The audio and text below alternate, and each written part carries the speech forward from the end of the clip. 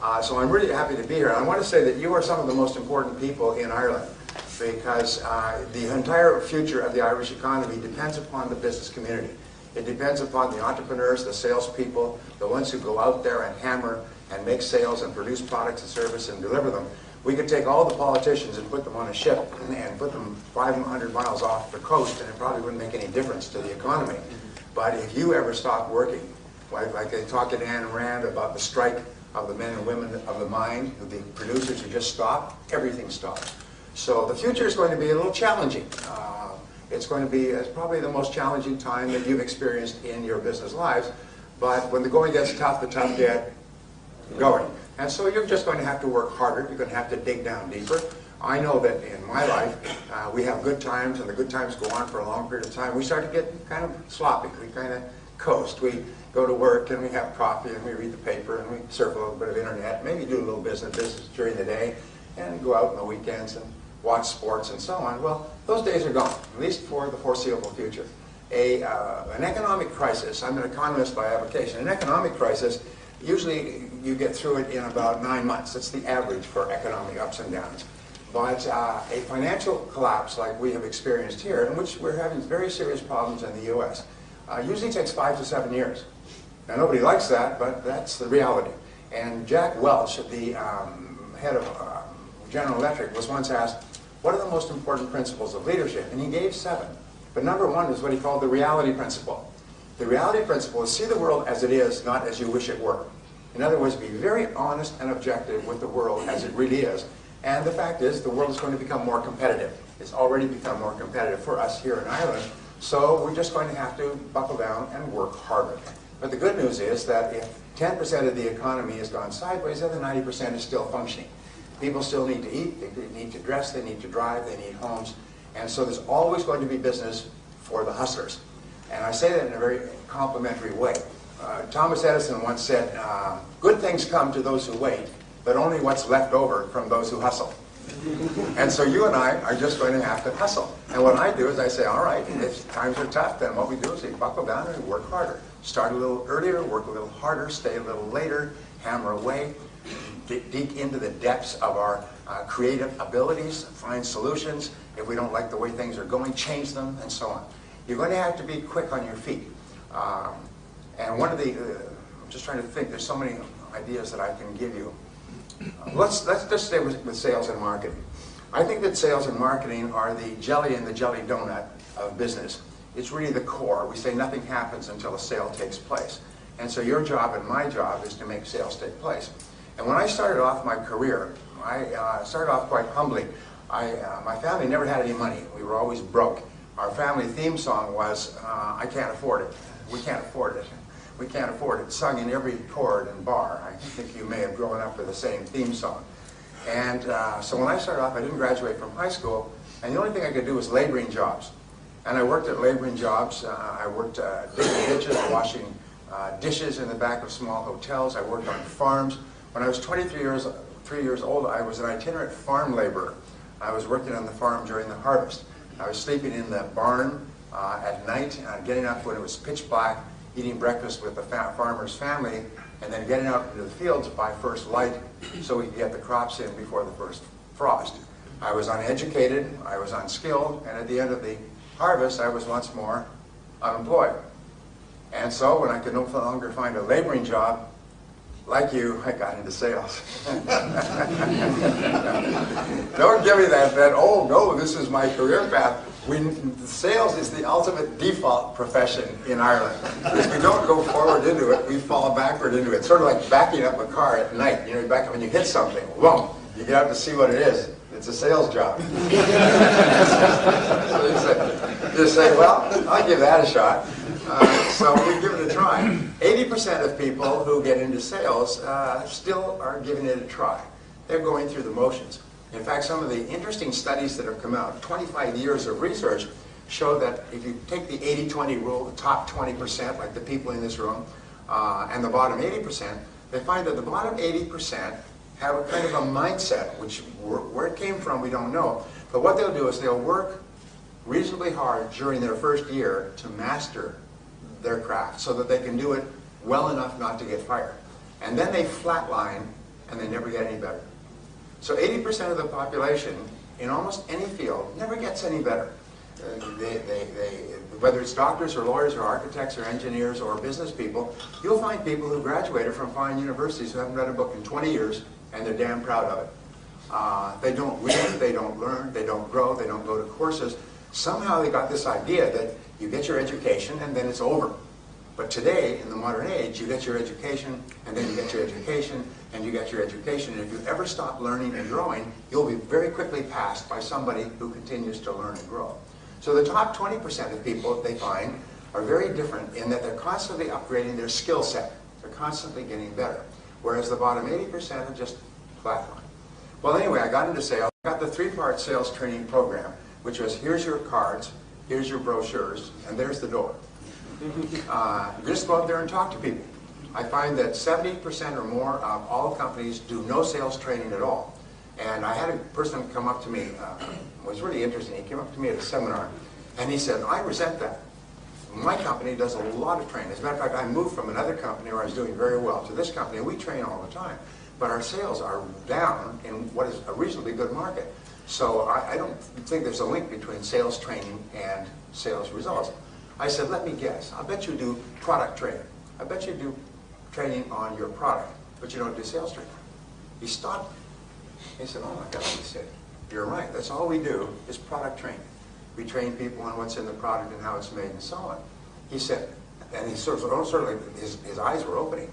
He said, in my last company, we did sales training all the time. We trained people on how to go out and make appointments and talk to people and ask questions and determine customer needs and so on. And here in this company, we don't do any of that. We just do product training. Oh my God. He said, thank you so much. And he wrote to me about 2 months later. He was a sales manager. He went back in and he stopped the product training. He said, you can do that on your own. And he began to initiate the sales training process that he had learned in his previous work. And his sales for the whole company just took off. And most people don't realize that. Many people in business, many people who own businesses have not been in the field. They've not sold. So they don't understand that sales training is so important. And so anyway, so I got this 3-part sales training program. And for about 6 months, I struggled. I was working on straight commission, knocking on doors, knocking on office doors, and selling products from door to door. So I'd knock on doors, and they'd say, well, it sounds like very good, let me think it over. And I'd go to the next door, let me think it over. The next door, let me think it over. Let me think about it, let me think it over. I soon had that whole city thinking about it. I expected at any minute the dam would break, the phones would fall off the hook, and all those people would have finally come to the conclusion to buy my product. It wasn't until later that I learned that the words, let me think about it or let me think it over, mean goodbye forever. You're a lousy salesman. I'll never see you again or talk to you again. I'll never take your phone calls or your emails or your cover little letters. Is we will never meet again. Goodbye, goodbye.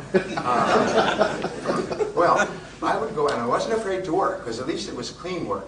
So I'd get up in the morning, and someone said, you know, sales is not a sales business, it's a rejection business. So the more you get rejected, the more sales you'll make. So go out there every day and get hammered. So I would go out, and I would start, first of all, at 8 o'clock, and then at 7:30. Pretty soon I'd get up at 6 in the morning, and I'd be in the parking lot at 7:30 when people came to work. And I'd say, hello, good morning, I'd walk in with them. And I would work all day. Then I used to run from door to door so I could be rejected more often. And then at the night, in the evenings, I would go out and I would knock on doors in the apartments and neighborhoods, home doors. And I would work till 9 or 10 o'clock at night. And I still wasn't making any sales. And I just couldn't understand it. And this went on. Every so often I'd make one sale, which would keep me alive, just barely keep me alive to the next sale. After about 6 months, I noticed there was one guy in our office. His name was Pete. And Pete would roll into the office at about 9:15. Customer prospect would come in. They'd have a nice little talk. Ho, ho, ho. You wouldn't know what they were saying. Customer would pull out a checkbook, write a big check, sign the order. Pete would go out, make a couple of additional calls in the morning, have lunch with another prospect, make a sale, make more sales in the afternoon. Pete was earning 10 times as much as anybody in our company, and he wasn't even working very hard. Here I was just hammering away and barely surviving. And Pete always had a pocket full of money, went to great restaurants. He'd walk into a restaurant and he'd peel off 10, 20 euro bills like a mafiosa, good fella. People always give him the best tables. When Pete said, anybody want to go for lunch? Oh, you want to get close to Pete, because Pete could pay. You couldn't pay. Remember those days? Anyway, so I went up to Pete and I did something that changed my life, and I hope it changes yours. I said to Pete, Pete, what are you doing differently, or what are you doing that enables you to make so many sales? What are you doing differently from me? He said, well, show me your sales presentation, I'll critique it for you. I still remember that. I said, what? Your sales presentation? I said, you show me yours and I'll show you mine. Because I didn't have a sales presentation. I was doing the blah blah sell. You know what the blah blah sell is? Blah blah blah blah blah blah. Recite stuff from your brochure. Blah blah. Say what clever things they told you to say in the office. Blah blah blah blah. And you hope that in the midst of this they would say, stop, I'll buy. And it wasn't happening. And that's all I knew to say. It was just to talk fast. You know, we say in Ireland you have the gift of the gab. So I would talk faster, and if the customer started to lose interest, I talk a little faster or louder. They started to look at their watch, I talk a little faster and louder. And pretty soon they say, well, let me think about it. And I'd be back out into the street. And I said, so this is what I'm doing. He said, no, no, that's not how you sell. He said, selling is a logical and orderly process. And it has 7 parts to it. And if you follow the parts in sequence, sales come out the other end. It's almost like a production line. And if you don't, you don't. And the sales don't happen. It's just, it has nothing to do with you as a person. So he showed me, and he took out a piece of paper. He said, let me show you a typical presentation.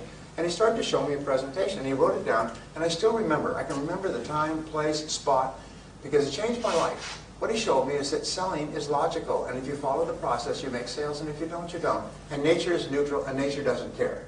If you're a complete idiot and you're an immigrant and you arrive here and you don't know anybody, if you follow the process, you make lots of sales, and if you don't, you don't. I learned later that Pete, when he had gotten out of college, and he hadn't done particularly well, he got a job selling for a large company. And the company trained him. And they trained him for about 9 months. About half of the time in the office, in training, and half of the time in the field. And this is what the big companies do. The grown-up companies is what they do is in the office, in the field, like a windshield wiper, alternately. So you learn and you practice. And in IBM, they train you for 18 months. And at 18 months, if they are satisfied, for the first time, you can be alone with a customer. Up until that time, you're always supervised by a supervisor who goes out with you until they reach the point where they feel that you are capable of being alone with a customer for the first time. 18 months of training. And at IBM, and I worked for them about 30 times as a speaker, IBM then went on to conquer the world. Because their salespeople were considered the best salespeople in the world. They could go into any market, anywhere, any company, under any situation, and sell tens of billions of dollars worth of product. And once you met an IBM salesperson, there was a bounty on IBM salespeople. I worked with these personnel consultants or executive recruiters. They would be sent out into the field to see if they can get an IBM person. Hire them. If you can get an IBM person to come and work for us, we'll pay them anything. Couldn't get people away from IBM. IBM paid their people like kings and queens. They lived in beautiful homes because they knew that the whole focus from Thomas Watson Sr., who founded IBM in 1928, the whole focus was on the salespeople. Train them and train them and train them like an elite, crack military team. Whereas the other companies just standing there and say, yeah, here's your cards, here's your brochures. Couldn't understand why IBM was eating their lunch. I learned later, and I worked with probably 1,000 big companies and thousands of small ones. All the big companies train and train and train like crack athletic sports teams. And all the average companies take training indifferently. They maybe listen to a tape once or have a little pep talk in the office. And so what he told me was this is how to sell. Pete, by the way, could now go, after he'd been trained, he could go into any industry or any company, in any economy or even any country, and he could be earning 10 times as much as another salesperson within 30 days because he was fully trained, almost like a chef or a diesel mechanic or a doctor. He had the training. All you had to do is put it in place. So he told me these things, and I always thought I had died in heaven. And I took notes, took frantic notes, and instead of talking all the time, I asked questions. And instead of blah, blah, blah, I listened carefully to answers, and customers began to respond to me differently. And they began to be open to my offerings, and then they began to buy my products or services, and then my sales started to go up and up and up. They began to hockey stick.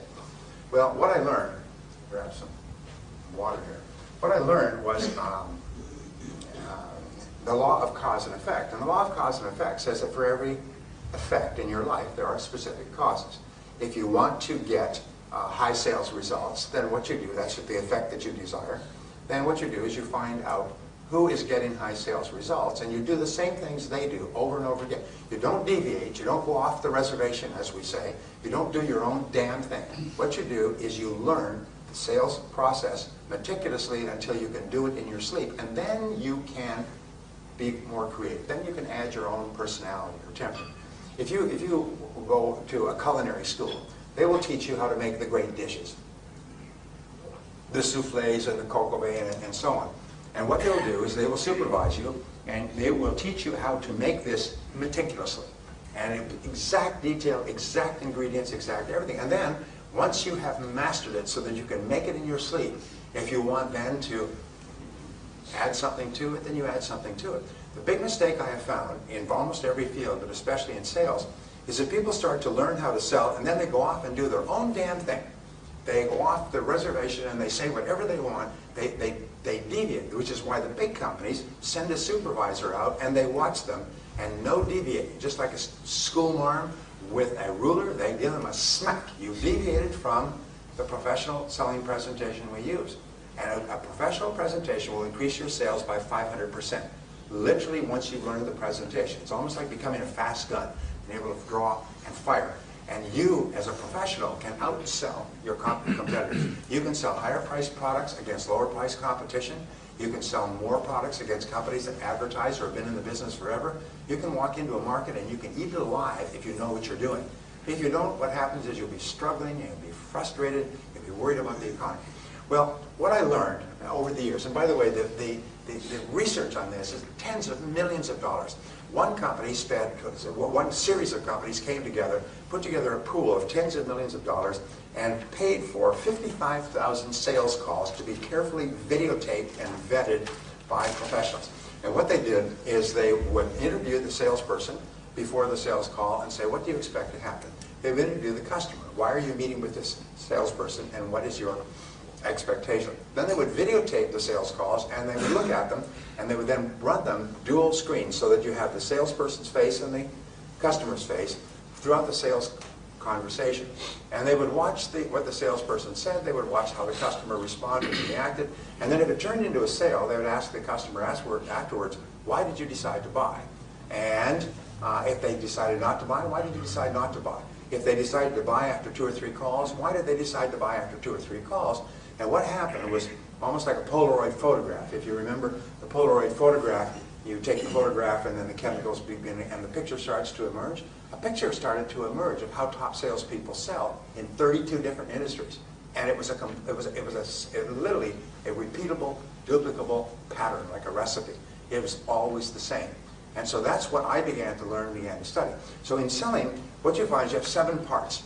And the 7 parts are like the 7 numbers in a telephone number. First is prospecting. And prospecting means separating prospects from suspects. Now, what is a prospect? A prospect is a person who has 1 of 4 qualities. And by the way, marketing is always starts with these 4 qualities, because marketing, what's the difference between marketing and sales, by the way? Do you know? People say marketing and sales, sales and marketing, and often, even business people really don't know the difference. What's the difference? Yes, sir. Could you speak up, please? Marketing is basically make what sells. Sorry, sales is make what sells. Marketing is sales is sell what you make. Marketing is make what sells. That's very close. Thank you. Actually, marketing is the business of getting people to raise their hand. For instance, I would say, anybody here hungry? Lunchtime, anybody hungry? I'm hungry. So now we know the people who are qualified if you sell food. Okay? Now, selling is converting that person who is hungry to coming to your restaurant rather than somebody else's. So remember, marketing is attracting qualified prospects, and selling is converting them into customers. And it's 2 separate processes.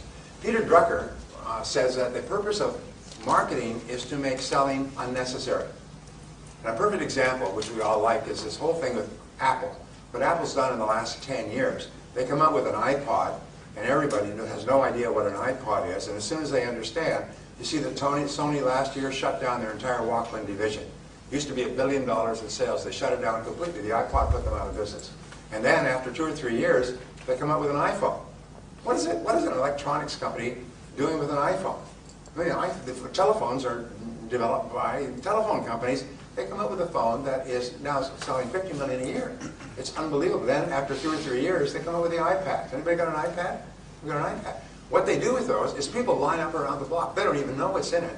But in the U.S., I don't know what it's like here, hundreds of people would start sleeping on the sidewalk at midnight, lined up around the block, sleeping on the ground to get the first iPads when the store opened this morning, and pay $500 a piece. And I understand they're much more expensive here. You should get one over there. Go for Irish duties. Anyway, when they got these iPads, they didn't even know what was in it, but the marketing was so good that people were just fighting and clambering over each other to buy it. The marketing purpose of good marketing is to make selling unnecessary. So what does good marketing do? Good marketing identifies what it is that a prospective customer really wants and really needs and will really pay for, and the marketing says, here it is. If this is what you want, if this is what you need, if this is what will help you achieve your goal or solve your problem, then this is the product for you, which is what brings people to call, to write, to email, to whatever it happens to be. So the first step is prospecting, and a good prospect has 1 of 4 qualities. First of all, they have a problem that is unsolved. Now, you must be absolutely clear. My favorite word in selling, by the way, is clarity. Clarity. Clarity. I think 90–95% of your success in life will be clarity about who you are, clarity about what you want, clarity about what steps you need to take to get there. The number 1 reason for failure is people are unclear of what it is they want. And as a result, they go around in circles. So be clear. What is the problem that your product or service solves? You've heard over and over again that people don't buy products, they buy solutions to their problems. The second part of prospecting is what is the need that your product satisfies. People buy products that satisfy their needs and wants. And what is it? And the ability to identify that clearly and then to make it clear to your prospect that if this is your situation, this is a solution. For example, a simple ad would be, headache? You've got a headache? Take Excedrin. It's an over-the-counter remedy. Excellent remedy for headaches. If you don't have a headache, then this is, of course, of no interest to you. So you're looking for people who have an existing want or an existing need for what you have. The process of selling, by the way, is not to sell, to find somebody who may or may not have your product or service and convince them that they need it. Your job is to find people who already need it and want it, but have not decided who to buy it from. And so that's what marketing is. The third part, do they have a goal that is unachieved? What is the goal that your product or service solves? And finally, the fourth part is, do they have a pain that you can take away, that your product or service takes away? Now here's an interesting discovery, is that nobody cares about your company. I hate to be the bearer of bad tidings coming from over the great oceans, but nobody cares about your company, and nobody cares about your product or service, and nobody cares about your background and experience, and nobody cares about you. Nobody cares, nobody cares, nobody cares but you. They don't care what your product is, they only care what your product does. And this is very important to understand. Whatever business you're in, you are in only one business. You're in the business of improving the lives and work of your prospective customers. You're in the business of improvement. From time immemorial, going back 6,000 years to the ancient Sumerian markets, customers buy only one thing. They buy what the product does to improve their lives or work. They buy improvement. So whenever you talk about your product or service, you talk about it in terms of how it improves the life or work of others. Now here's a test for you, and it's a great test. Imagine that you get onto an airplane and through good luck you upgraded to business class and you're sitting next to a business person who may be a prospect for you, all right? And the person turns to you and says, what do you do? And you answer them in terms of what your product does to change the life or work of a customer. But you do not mention your product or your service or your company. If you can describe your product without mentioning your product, service, or company, then you know what you're doing. If you have to say, well, I work for ABC Company and we sell this, that means that you have no idea what you're doing. You should probably go back to working for wages somewhere. McDonald's will be hiring. 7 questions. But you can have 3, 5, 7. Always an odd number is better than an even number. And then you write it out, and you do it in 14-point font, so the person doesn't have to squint to read it. And you space it out so there's room for a person to take notes. So here's your letterhead, and on the top you write these words, agenda for meeting with. And you write the client's name and make sure that it's spelled correctly, time, date, place, all right? And then you have 7 questions. So when you come in to see the prospect, there's a way of selling that I've used over the years. It's called going in naked. And going in naked means no brochure, no briefcase, nothing. You go in with nothing in your hands. And all you have is an agenda. Maybe you have 2. And you pull it out and you say, Mr. Prospect, I know how busy you are, so I've prepared an agenda for our meeting today so that we can talk quickly and efficiently. Would that be okay with you? Customers absolutely love it when you have an agenda. You're not going to sit there and talk endlessly. You have an agenda. And I've prepared 1 copy for you, and you give them a copy of the agenda. When I go on sales calls, by the way, I just carry a simple portfolio, just 1 leather portfolio, which is very simple, has a pad so I can take notes. That's the closest I get. Don't take a briefcase at all. Leave the briefcase in the car. You can always go back and get it if you need it. All right? And so you give them the agenda, and the agenda has 7 questions. You say, look, I'm not here to sell you anything today. All I would like to do is ask you these questions and see if we can't help you achieve some of your goals in a cost-effective way. Would that be all right? Customers say, sure. And I've spoken to customers about this. I said, has anybody ever used an agenda on you? They say, yes. And I said, how did you feel? They say, they love it. They love it. And your credibility goes straight up. Because now you've positioned yourself not as a salesperson, but as a consultant, as an advisor, as a friend, as a helper. You're not there to sell them something. You're there to help them improve their life or work. And so your questions go from the general to the specific. From the broadest question, like, what are you doing now in this area? And how is that working for you? And what are your plans for this, in this area in the future? And what sort of budget do you have? And what sort of things are you looking at, or other companies, and so on? And what kind of timelines do you have? So you go from general to specific. And at the end of asking 5 or 7 questions, and 7 is my favorite, the person can take notes. They can take notes because you've left lots of room. And very often it's clear that the customer, yes, does need, can use, and can afford your product or service. And you haven't tried to sell at all. We call this selling without selling. All you've done is ask good questions. Customers also love it when you have a track to run on, when it's clear that you're going somewhere with your questioning, and they've got it written down. And then they can take it away, and they can talk to someone else and say, Connor was in here this morning, and he was telling about this, and he's got some very, very good questions here that we need to think about. And they can show it to other people. They can actually sell internally. You know that 95% of the sale takes place when you're not there today. This is another thing they've found. Is people don't buy there. They say, well, let me consider this and go over it with the other decision makers, my wife, my husband, my boss, and so on, and let us talk again. And so sometimes your major goal in your first meeting with the client is just to determine whether or not they're a suspect or a genuine prospect, and then your second goal is to come back. Your goal is a second meeting to come back with. Sometimes we call this two-step selling. Is the first meeting is to find out if they're a prospect. The second meeting is to show them what your product or service can do to help them based on the information you've gotten from the first meeting. And what this does is it creates a low-stress, no-stress environment where it becomes clear that you are a professional who's here to help them. You're not here to sell them anything. They don't have to be defensive. They don't have to be watching what they say because you're not trying to sell them anything. And in reality, you are selling because you're building your credibility to a very high level. Now, the other thing that we know is that asking questions is the key to building trust. And talking is not. So you'll find that the very best sales professionals ask questions. And they ask a lot of questions. And they ask questions that are structured, and then they listen carefully to the answers. There's some interesting psychological work that says that when you listen intensely to a person when they're talking, their self-esteem goes up. Their blood pressure goes up. Their galvanic skin response increases. They actually experience physical and emotional changes when they're intensely listened to by a professional person like yourself. So you'll find that all great salespeople are great listeners because listening builds trust. So how do you get a chance to listen? By asking questions. And so you find that that good salespeople are not what they have in the movies, They're fast talkers and quick thinkers and so on. Good salespeople are very genial people.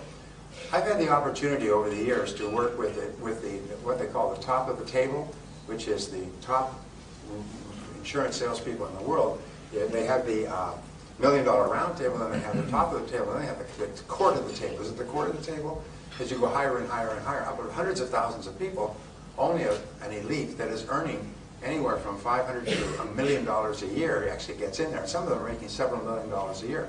So I was visiting one of these groups and speaking in Hawaii a few years ago, and there were about 300 or 400 of them from all over the world. And the interesting thing is you meet them on the lobbies, and you meet them at dinner, and you meet them around the resort, beautiful resort. And they're all some of the nicest damn people you ever met.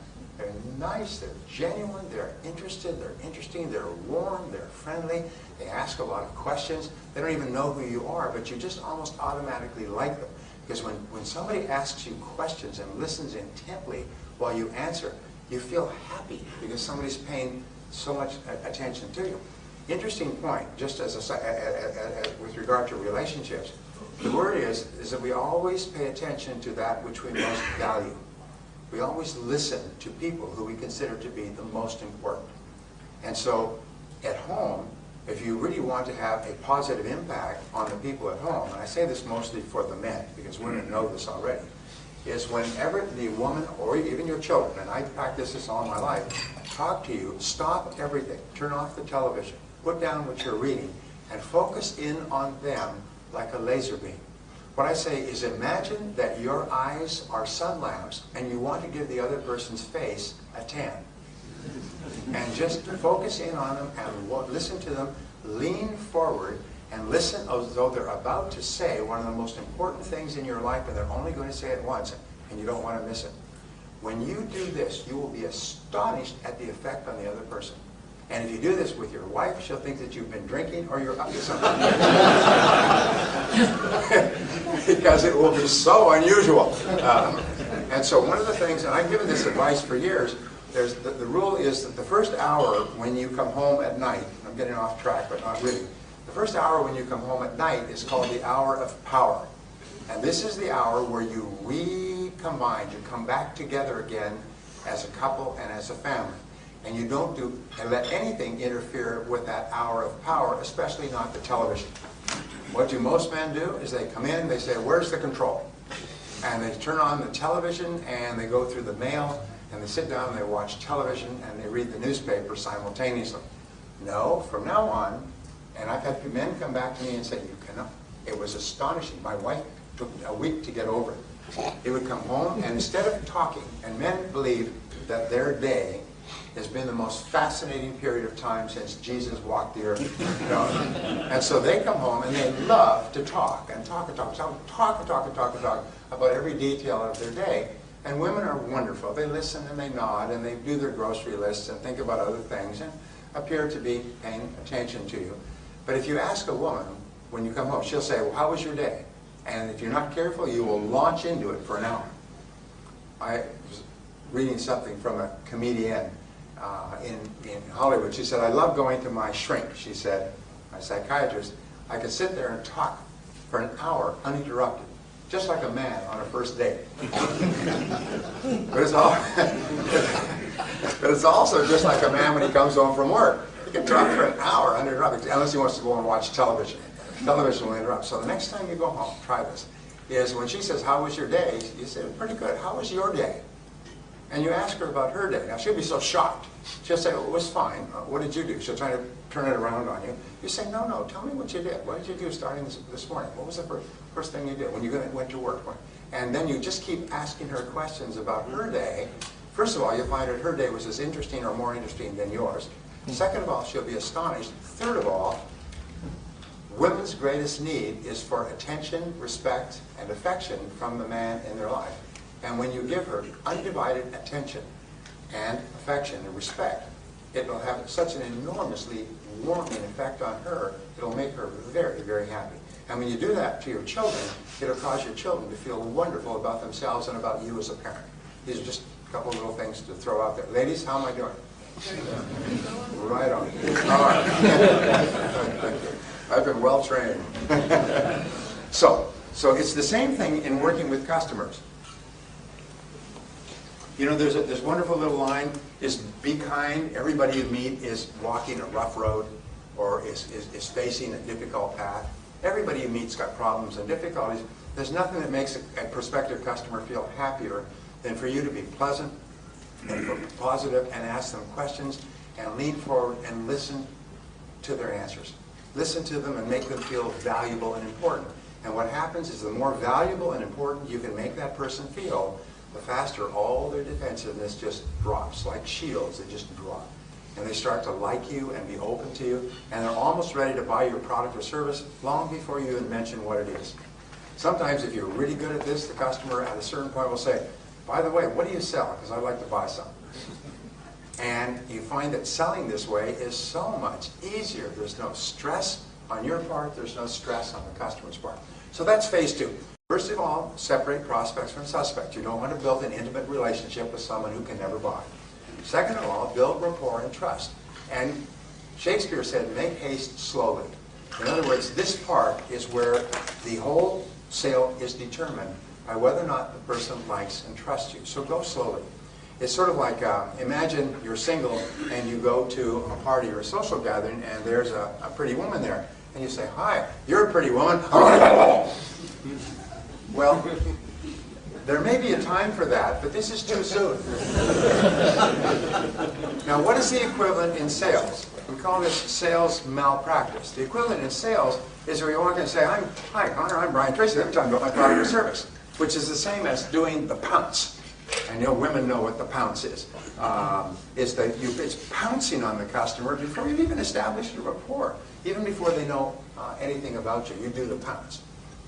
Imagine going to a doctor, right here in Dublin. You go to a doctor, any doctor who is a qualified doctor will follow a three-step process. And the three-step process is always the same, because if you go to a doctor in Hong Kong or San Diego or Tokyo, it's always the same. First of all, first thing they will do is what? Go to the doctor, you've got an ache or a pain such that you've gone to a doctor. What's the first thing the doctor will do? They'll do an examination. Before you get in to see the doctor, they'll take your blood pressure, they'll take your pulse, they'll take your temperature and so on. And then you go in and the doctor will do an examination. A stethoscope, front, back, cough, bend over, and a whole bunch of other things. All right? Sometimes they'll do urine tests and blood tests and all kinds of things. But the first thing they do is an examination. A doctor would never think of doing or saying anything to you about your situation until they've examined to find out what it is. The second thing that the doctor will do is he'll take all that information, either at this meeting or later, and they'll bring it together, test, lab results, and they will create a diagnosis. And they will say to you, based on what we've discovered, based on what you've said, based on your aches and pains, this is what we think, this is what I think is the situation. And there's 2 or 3 ways that we can deal with this, with pills, with surgery, with treatment, with waiting, and so on. And then they will give you a prescription. And the prescription or recommendation for a course of treatment is the third part. So if you can imagine 3 balls. Ball 1, examination. Ball 2 is diagnosis. And then ball 3 is recommendation or prescription. Every doctor in the world does it this way. Now imagine you went to a doctor and you said, doctor, I've really got these pains. I've been having them for 2 or 3 months. You're going to an internist. And the doctor says, good, take these pills. You'll be fine. Well, don't you want to do any tests or any exams or ask me any questions? No, I'm really busy today. Just take these pills. I work with sore stomachs all the time. Take these pills. They'll be fine. Or say the doctor says, you've got a sore stomach? I probably put some form of gastroenteritis. Get up here on the table. Let's cut. Nurse, bring me a scalpel. Okay, let's get in here. Let's get in there and let's see what we got. Let's open you up. But you'd say, whoa, wait a minute. This person must be crazy. They're not going to do any tests. They're just going to start doing surgery on the first visit. What would we call this? What we call this when a doctor does not follow proper medical procedures. In practice, we call it malpractice. What do we call it when a salesperson walks right in and starts talking about their product or service? We call it sales malpractice. And it's just like a doctor who practices who engages in malpractice will lose their license. A salesperson who engages in sales malpractice will lose their income, or basically will struggle. As we say, salespeople who engage in sales malpractice have skinny kids. So So your job and my job is to take the time to do the examination by asking good questions. And it leads us to stage 3. What have we got for time? Okay, all right. Stage 3, I'll have to hurry through these stages. Stage 3 is identifying needs accurately. This is where you actually ask really good questions about the customer's situation and wants and needs, and you test your answers and back and forth until the customer is clear that yes, yes, I do have a genuine want or need for what you're selling. And it is in the asking questions that you actually build the trust and set the stage for the actual sale. If you don't ask enough questions and you start to make recommendations, you still have not mentioned your product or service, by the way. Yes, you have separated the prospect or suspect by checking what they need. You have built rapport and trust and credibility. You're now asking questions and focusing in on the customer. The customer must feel that you are like a consultant, an advisor, a helper. You're not trying to sell, you're trying to help. Just like when you go to a doctor and the doctor does tests and asks you questions, they're not trying to sell their services, they're trying to help you. And once you get this feeling, this person's not trying to sell me something, they're trying to help me improve my life and work, it changes completely. At the end of this questioning process, the customer should be crystal clear, yes, I really do need what you're selling. Sometimes when people say, I'm not interested, it's because they're not clear that they actually need what you're selling. And your job is to say, well, I didn't think you'd be interested. This is one of the answers we used to use. Say, I'm not interested. I didn't think you'd be interested, that's why I'm calling. Most of our very best clients were not interested when we first spoke to them, and now they've become our best customers and they recommend us to their friends. The fourth stage in selling is the presentation. And the presentation is a logical and orderly sequence where you show the customer how the wants and needs that you have mutually identified can be satisfied with your product or service. Your product or service does not have to be the best or the cheapest. It just has to be the right product for this customer at this time.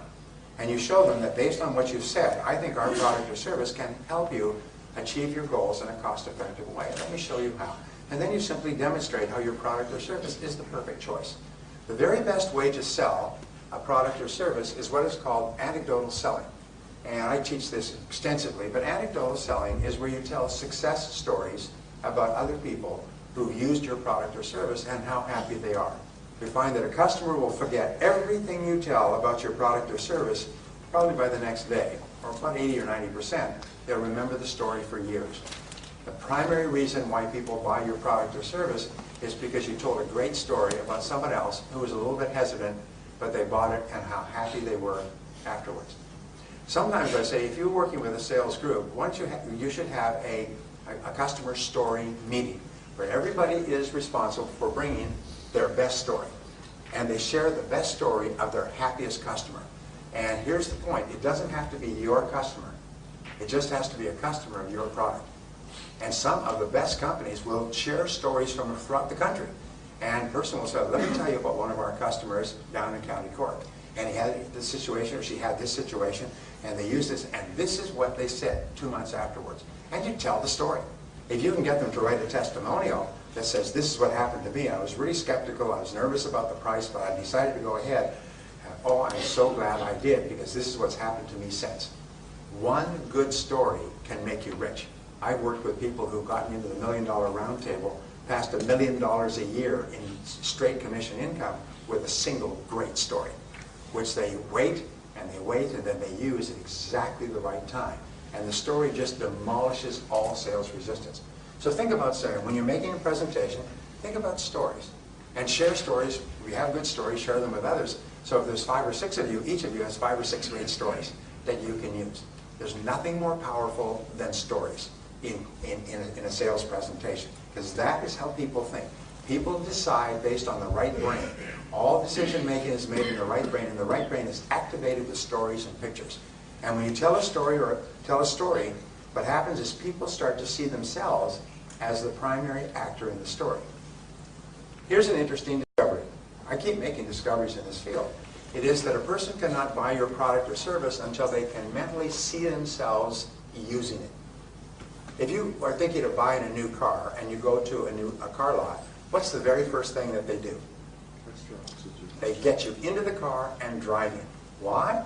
It's because they know that it's not possible for you to drive a car by standing there looking at it. They want to get you in it and feeling it and shifting the gears and smelling it and adjusting it. And they always take you on a particular route around these corners and everything else so that you get the feeling of the wheels. You know what I'm talking about? And so what happens is when you come back, you have a mental picture of what it would be like to own this car. Same thing if you're thinking of buying a home. They take you through every single room. They tell you how the kids could be here and you'd be here and you put the television here. But what they're trying to do is give you a mental picture. So when you go home, you have a picture of what it would look like. If you go to buy clothes, you'll find you buy clothes. What do they have all over the showing room? Mirrors, so that you can see what you would look like if you bought the clothes. So it's the same thing when you are selling a product or service. One of the most powerful words, sets of words you can use is just imagine. Just imagine if you were using this, or just imagine having this. Or here's another thing you can say, it's called talking past the sale. When you are using this service, you will find that it does this. And when you use this service, you'll find that you will get this. Or when you're using this product, you'll find you'll get this result. What you're doing is you're creating a mental picture in the customer's mind of how they will be after the sale. Remember, almost 100% of the decision to buy is determined by how the customer thinks he or she will feel after the sale. So always talk about how you will be after the sale. What it will do for you, the change or improvement it will take, that will take place in your life as a result of using the product or service. Here's the rule, and this is $1 million rule. 95% of your selling should be focused on the outcome, result, or transformation that takes place between where you are and using the product or service. 5% should be on the product, service, company, you, background, history, and everything else. 95% on the transformation. Because nobody cares about how you got there. They only care about what's in it for me. How will I be afterwards? All right? Notice when they sell vacation trips to the south of Spain or to the Canary Islands. They have a beautiful poster. They have this absolutely beautiful beach, warm palm trees, sunshine, clear sky. A couple, supposedly you and your spouse, you're supposed to project into that, walking on this absolutely beautiful beach or basking in this beautiful pool. There never seems to be anybody else around. You go there and half the population of Europe is there.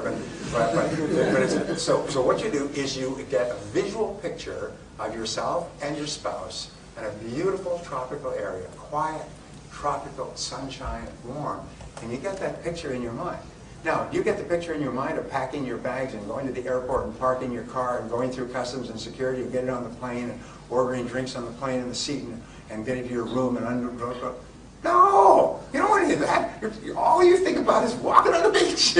All those things are the particulars. And what does travel companies sell? They talk about the trip to the airport and the flights, and they talk about picking you up at the airport and the hotel, and they greet you at the hotel. Nobody cares about that stuff. What we care about is getting onto that damn beach where there's 50 million other people, it turns out.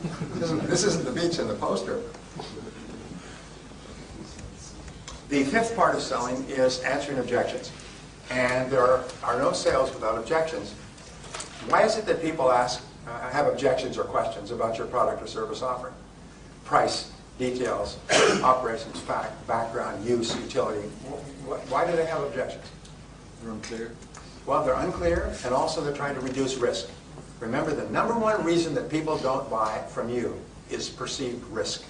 Not real risk, because we know that what you sell is a fine product or service, and you stand behind it. We know that. The customer doesn't know that, and the customer has been burnt so many times. So the customer asks questions, what about this and what about that, to reduce risk in their own mind. To ask questions that someone else might ask, why did you buy that? Well, what about this? And you say, well, I asked them about that, and it's okay because they have guarantees, warranties, service, follow-up, backup, and so on. So reducing the perception of risk is really important, and so people ask questions. Can I get it cheaper somewhere else? Most salespeople have what is called price neurosis, about 2/3 of salespeople. That means they think that price is everything, even especially here in Ireland, where we are a little bit sensitive to price.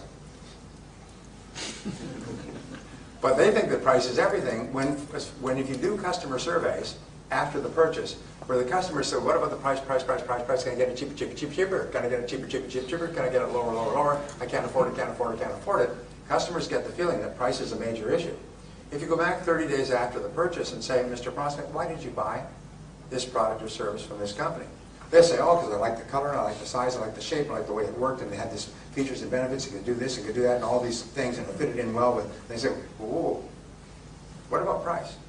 Now, price is important. I don't want to overpay, but price is not a reason for buying. I sometimes ask this question. I can prove that price is never the reason for buying anything. Want me to prove it to you? Say yes. Yes. Okay. It's a magic trick, okay?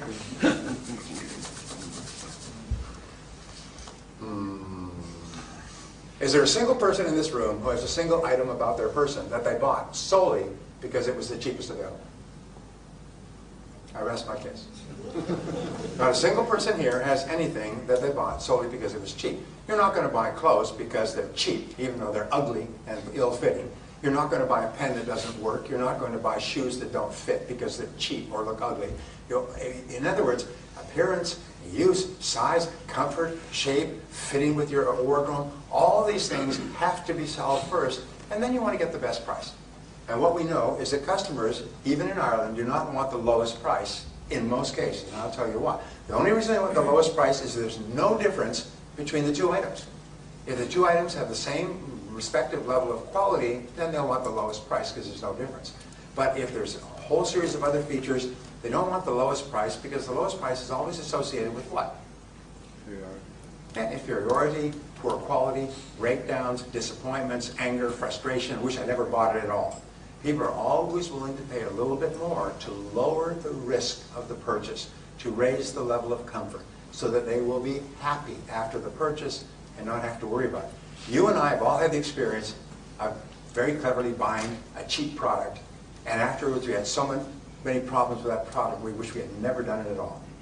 We wish we had paid more for the product so we didn't have it. So answering objections is important, and what you do is you think through, and this is an exercise that you can do, by the way. It's a great exercise. It's called a sentence completion exercise. And you can do this as a sales team. Remember, you can double your sales by either increasing your sales effectiveness or by removing the objections that hold people back. There's always one major objection that causes a person not to buy. And each person, each prospect may have a different objection, or the objections will never be more than 6. It's called the law of 6. I learned it when I was 24. Is there's never more than 6 objections to any offer. So you use this exercise by saying, let's complete this sentence as an individual or as a team. Is we could sell to every prospect if they just didn't say ... complete the sentence. If they just didn't say it costs too much, or just didn't say I'm happy with my existing supplier, just didn't say I can't afford it, just didn't say I'm not in the market right now, just didn't say cash is poor. In other words, write down everything that people say. And sometimes you'll end up with 20 or 30, or I worked with one company that came up with 100 objections. And then you look at them and you'll find that they break down neatly into never more than 6 categories. And you can find an answer. You can create an answer that answers all the objections in that category and eliminates the objection forever.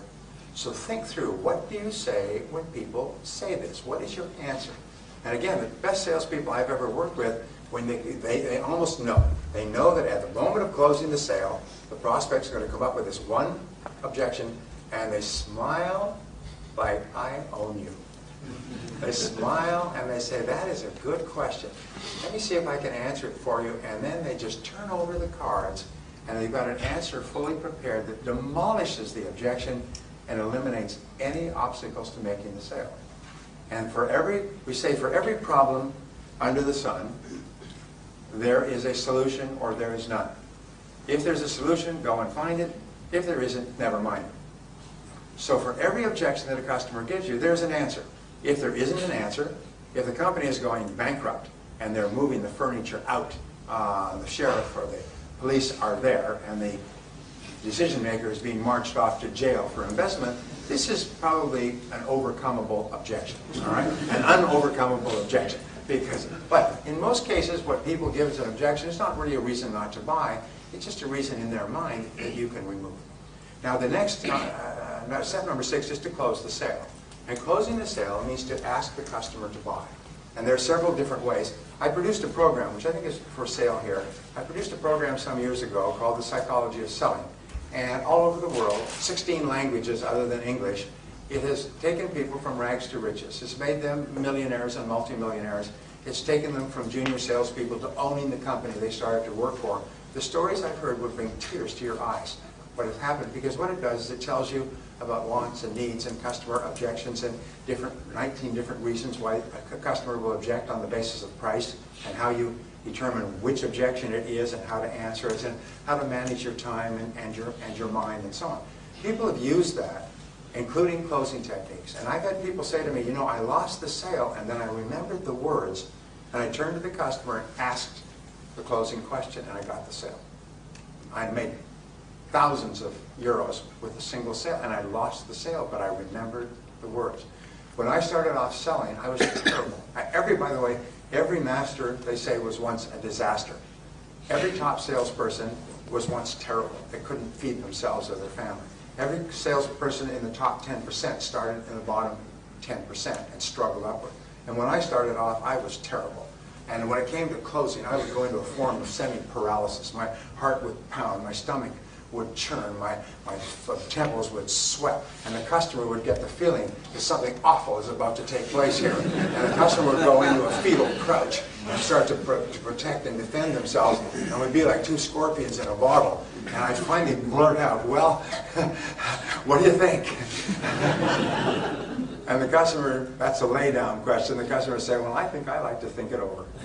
And I say, oh, great, you think it over. I'll think it over, and we'll think it over, I'll think it over. We'll all get back together sometime in the future. I go back to the car and say, oh my God, a sale almost took place in there. Geez, that was close. And then I realized the mistake that I made is I didn't know how to ask for a sale. I didn't know how to make a souffle. I may be able to make omelets and make scrambled eggs and pork roast, but I didn't know how to make a souffle. I didn't know how to end the conversation, so I began to study closing techniques intensively, and it transformed my life. And I'm not talking about manipulation or clever, fast talk. I'm just talking about really professional ways that you like what I've shown you so far. Yes. Well, then why don't you give it a try? Would you like to go ahead with it now, or would you like to do a little bit later? And it's just very, very easy questions. They just invite people to buy your product or service. But if you don't know the words, and it's interesting, the words work in any language. They work in Chinese, they work in Russian. If you don't know the words, you're sitting there, you know what faced, and you don't know what to say, and you get nervous. And so therefore, learn how to ask closing questions. And you'll find that for your product or service, there's one or two ways that work virtually all the time for a qualified prospect. And those are all you have to memorize. You may have to learn a lot, and then you may have to practice quite a bit. Let me ask you a question. When I was young, I started to study languages. I now speak French, German, and Spanish. Some better than others. I've been literally fluent in all three languages, but they get rusty if you don't use them a lot. I can speak almost fluent German, which is a hard language to learn. And I speak smatterings of other languages. The reason I learned languages when I started off, I didn't know anything but English, is I read something and it said that the reason that non-Europeans don't learn foreign languages is because they feel so nervous when they actually start. They see themselves as making a fool of themselves. They see themselves as trying to speak and people not understanding them, so they shrink back. Whereas Europeans, because they're so used to traveling, will pick up a language and they'll try it, and if it doesn't work, they'll try it again. They'll keep saying words in the different languages, somebody suddenly understands them. So I decided that I would learn the languages and I would not feel, time is up, okay. I would not, you're right, I would not get upset if people didn't understand. I found later in life the reason why people don't learn and grow is because they're afraid of feeling clumsy and awkward during the learning period. They move out of their comfort zone, which is usually a lower performance than they like. But to get to a higher level of performance, they have to go through a discomfort zone. And most people, 80–90% of the population, shrinks from the discomfort zone. So here's the question. Can anybody here ride a bicycle? Say yeah. Yeah. All right. What happened when you rode your first bicycle? You fell down. Now, did you just lie there and cry and get up and go back to the house and never try again? Or what did you do? You got back up on the bicycle and somebody ran alongside of you and so on. And you kept doing that until finally you could ride the bicycle by yourself. It's the same thing with learning any new skill. Is never be afraid of falling down and scuffing your knees and your elbows when you learn a new skill, because that is inevitable and unavoidable. Be prepared to feel clumsy and awkward and foolish and make mistakes and fall down. And if you're willing to do that, there's nothing that could stop you from excelling in your field. Step number 7 is getting resales and referrals from your prospect or from your customer, and that's from taking such good care of them that they buy from you again and they bring their friends. They buy from you again and bring their friends. Remember, the job of the salesperson is to create and keep a customer. The measure of success is customer satisfaction. And what is the measure of customer satisfaction? Repeat business. In other words, they come and they buy again and they bring their friends. The only way you get into the top 10% in terms of income is by becoming such a good person in the sales conversation that people like you and see you as a friend, as a helper, as a guide, and they want their friends to enjoy the same experience. And when you start to create what we call a golden chain of referrals, you'll be astonished at how much more successful you become. Well, I hope this has been helpful to you. I hope that these 7 steps have been helpful to you and they will help you in the future. And the wonderful thing is that each person here has the ability to get into the top 10% and become one of the highest paid people in the entire country of Ireland. Irrespective of economic ups and downs, you have total control of your own destiny by engaging in continuous and never-ending improvement in your field. And I hope you do. Thank you.